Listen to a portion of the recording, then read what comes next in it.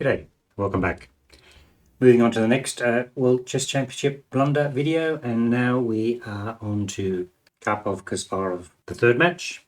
We're keeping score. The first match was the one which was abandoned after 48 games. The second match was the one which Kasparov won. That was in 1985. And then through all the funnies of this situation, Karpov had the right to a rematch, which is something which has sort of gone out the window more recently and had been out the window before. 1986, it's a rematch, and Karpov lost his rematch. So for the next one, which we're going to have, which I think is 1987, Karpov had to qualify for that again.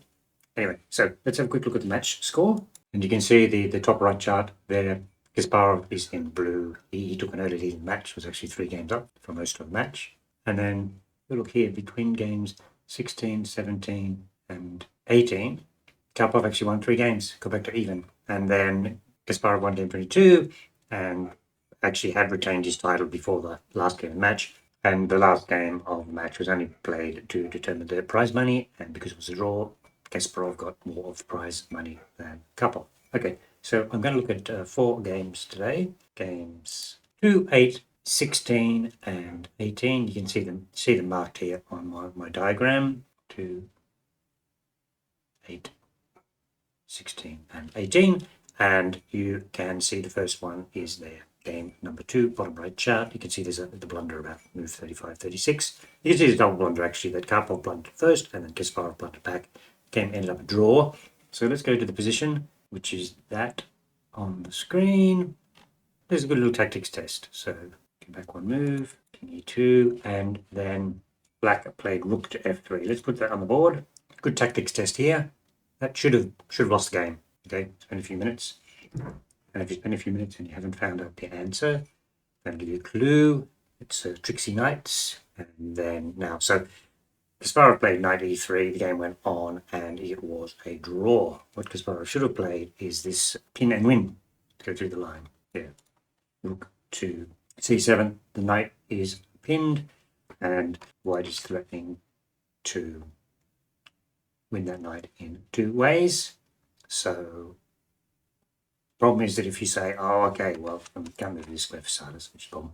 We'll just unpin the knight, then you just grab it, take it.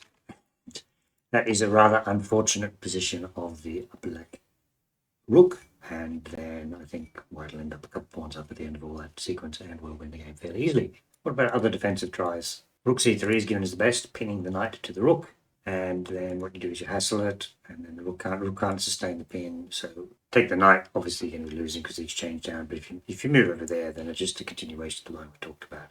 Take either pawn, can check, can pick up a pawn, but you're going to be a knight down and lose. So that was quite a simple oversight by both players. I think the number of errors towards move 40 in time trouble is quite high in some of these World Chess Championships, and this would be another one of that. Obviously that knight forward tactic was just not considered by either player. Okay, so that's a good one. Let's move on to the next one, which, as you can see, is game 8. Let me just bring up the chart. Okay, there you go. This time you can see it did have an impact on the outcome of the game. Let's bring the position up on the board.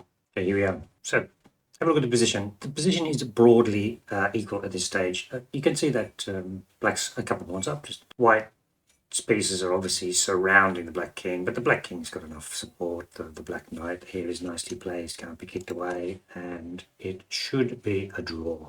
Okay, so let's have a look at what the main drawing line. We'll have a look at the position and just have a look. The main drawing line is h5, and then basically what it gives is just a perpetual check by white. Okay, so that's what should have been done. What black played was king to h8. Now this is just an unfortunate move.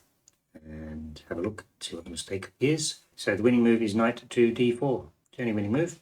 And you see what's going on. I've marked up these squares. The knight's moved, so it exposes battery on the f7 square.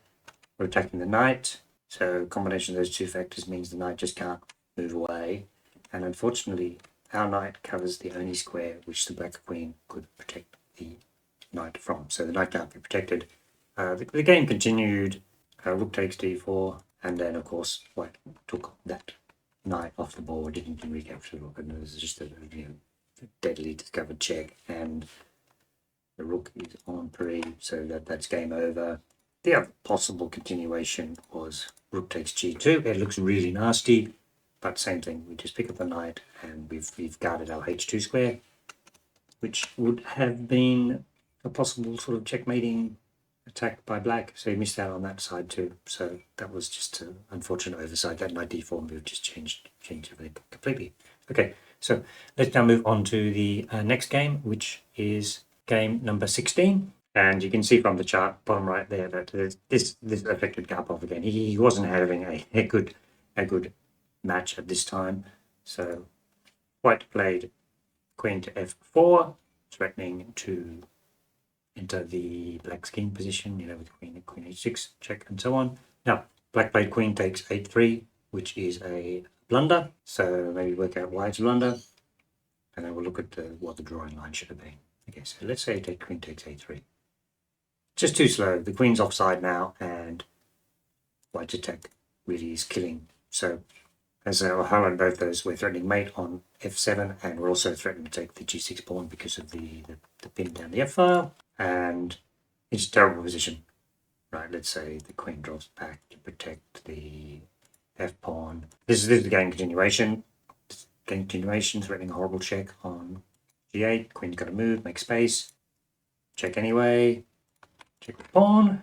Now the problem is if you take it with the queen, then there's going to be a skewer to drive the king away. So you've got to move the king up. Skewer anyway. Take. And now pushing our pawn. Stop the pawn. Knight takes f7, and this pawn is going to cost the rook, and then white will have an overwhelming material advantage. So that queen takes a3 move, which we saw, is just too slow, and the drawing move was d2. Let's have a look at this line. Let's do a similar continuation, right? Threatening once again both pawns, threatening mate and threatening rook takes g6. This time, because of the queen can hold the knight on f6, we can protect against the mate and also the taking of the g-pawn. And then this peters out to a draw perpetual check, because if white doesn't do that, black is going to end up with another queen.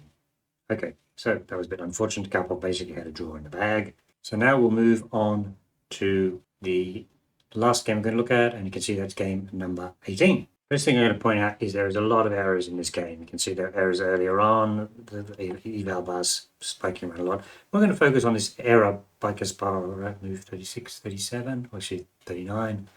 Kasparov was winning comfortably. He blew it, and he ended up losing the game. Just show you, actually, bishop c5 is a comfortably winning move. So a5, what is wrong with a5? Now, the move which Karpov played was still winning, but wasn't the best. He played king g6. So let's go through that line. Let's go through what was played. King g6, attacking the rook. Queens get swapped off. Rook's got to retreat, and then now I have there's a lot of pressure. And the a-pawn's not going very far. You can see that let's go through this quickly. Just show Karpov ended up winning this game.